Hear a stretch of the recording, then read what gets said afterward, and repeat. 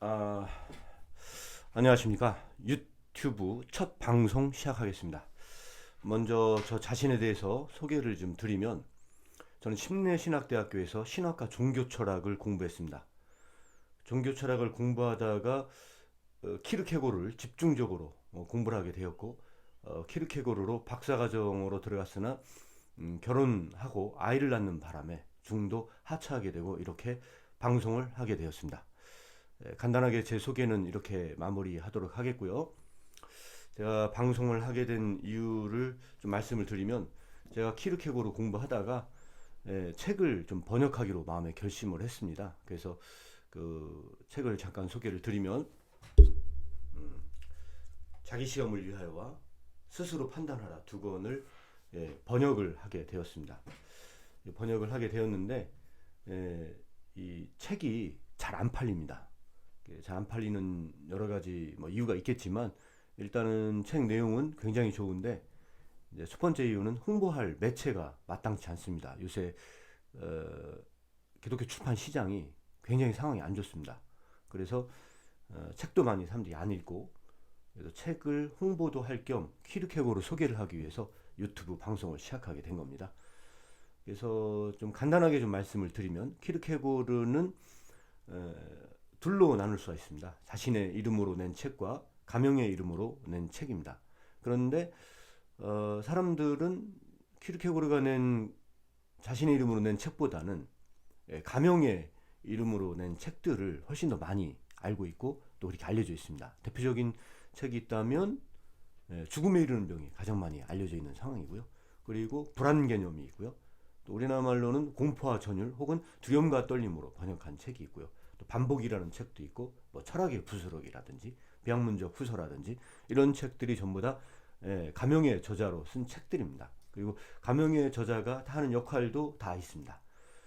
그래서 이런 책들을 대부분의 많은 사람들이 관심을 갖고 있는데, 그거에 비하면 반면에 자신의 이름으로 낸 책도 굉장히 많이 있습니다. 사실은. 그래서 사실은 이 두 가지 분류에서 제가 이 방송을 통해서 소개하고자 하는 것은 두 번째 부분입니다. 자신의 이름으로 낸 강화집들이 굉장히 상당히 많이 있음에도 불구하고 현재 번역도 아직 들려 있는 상황이고요.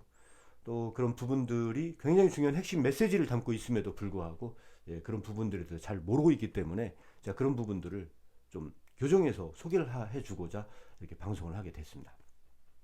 일단 가명의 저자는 주로 하는 메시지가 있습니다. 아마 여러분들이 익히 잘 알고 있는 그런 메시지일 겁니다. 대표적인 게 뭐가 있습니까? 죽음에 이르는 병은 절망에 대한 이야기를 하고 있죠. 불안의 개념은 불안에 대한 이야기를 하고 있습니다. 그래서 절망, 우울, 불안 이런 실존적 사람들의 상태에 대한 설명들을 주로 하고 있는 이야기들입니다.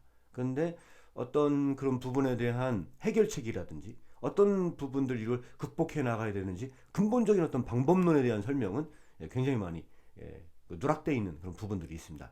그러면 이런 부분들, 이 절망의 문제라든지 불안의 문제라든지 아니면 우울의 문제라든지 인간이 가지고 있는 실존의 문제들을 어떻게 극복하고 해결을 해야만 할 것이냐, 그러니까 이런 부분에 대한 내용을 담고 있는 것이 강화집이라고 생각을 합니다. 그럼 강화집의 주 주제를 이야기해라 그러면은 대표적인 주제 중에 하나가 기쁨입니다. 기쁨.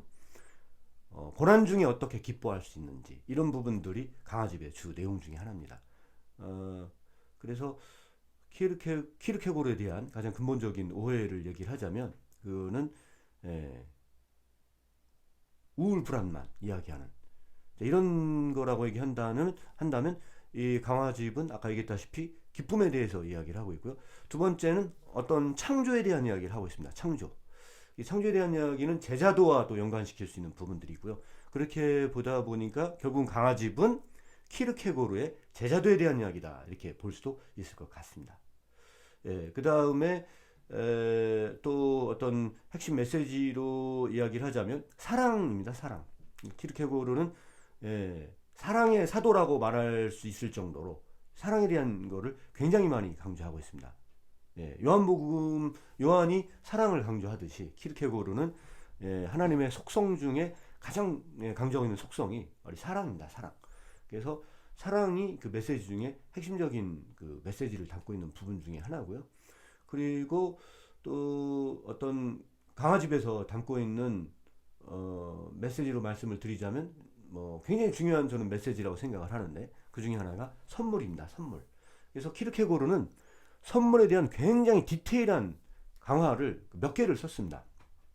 그래서 제가 키르케고르를 소개하기 위해서 제일 첫 번째 낸 책의 제목이 창조의 선물입니다. 이 창조의 선물은 키르케고르의 선물을 소개하기 위한 개론적인 작업을 한 건데 안타깝게도 그 이후에 선물에 대한 소개를 다 할 수가 없었습니다.